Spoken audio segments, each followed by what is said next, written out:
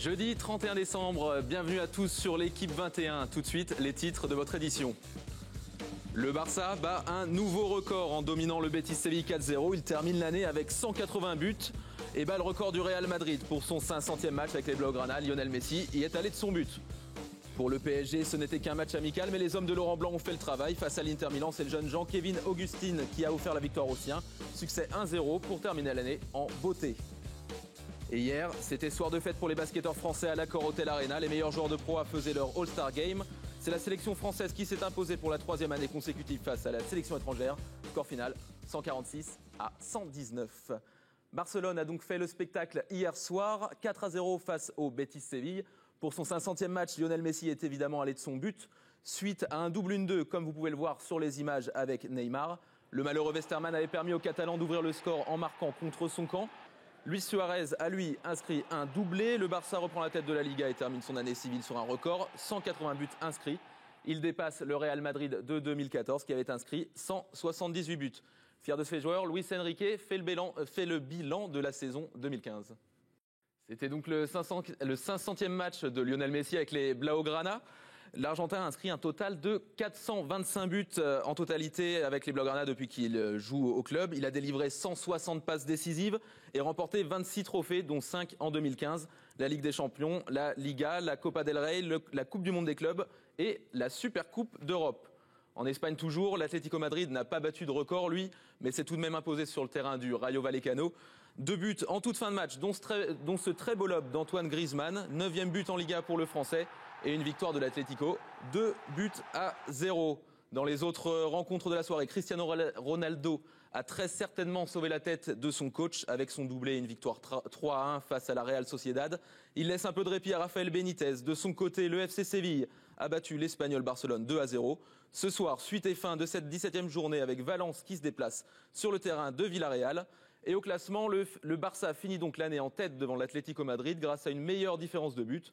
Le Real complète le podium à 2 longueurs du duo de tête. En bas de tableau, Grenade, le Rayo Vallecano et Levante. Même en amical, le PSG fait le travail à Doha. Les hommes de Laurent Blanc s'offrent une victoire de prestige en cette fin d'année face à l'Inter Milan, qui n'est autre que le leader du championnat italien.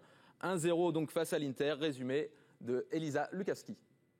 Et c'était l'événement sur notre chaîne hier, le All-Star Game à l'Accor Hotel Arena de Bercy, devant plus de 15 000 spectateurs venus assister au duel entre les meilleurs joueurs de Pro A. Une sélection française face à une sélection étrangère. Ce sont les Français qui l'emportent pour la 3e année consécutive, 146-119. Grand format avec Aurélia Collin, aux commentaires David Cosette et Stéphane Brun.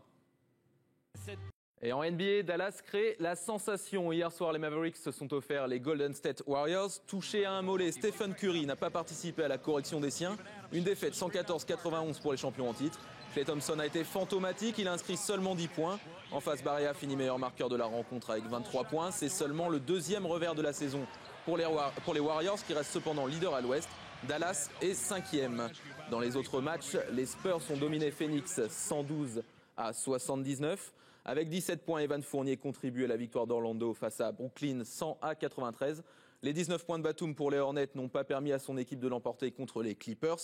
Et match serré entre Chicago et Indiana, les Bulls s'imposent finalement 102-100. Débarqué à la glace, dimanche, l'Accor Hotel Arena se transforme en patinoire pour la finale de Coupe de France de hockey entre Rouen et Grenoble. Ce sera à suivre dès 15h sur notre antenne. Les deux équipes n'ont pas préparé leur finale de la même façon. Pour la 16e journée de la Ligue Magnus hier, Rouen a été battu contre la Lanterne Rouge Dijon. Pour sa part, Grenoble s'est rassuré en dominant Lyon 4-1. Et plus que 3 jours avant le grand départ du Dakar pour cette 38e édition, 558 pilotes vont partir de Buenos Aires pour rallier la Bolivie.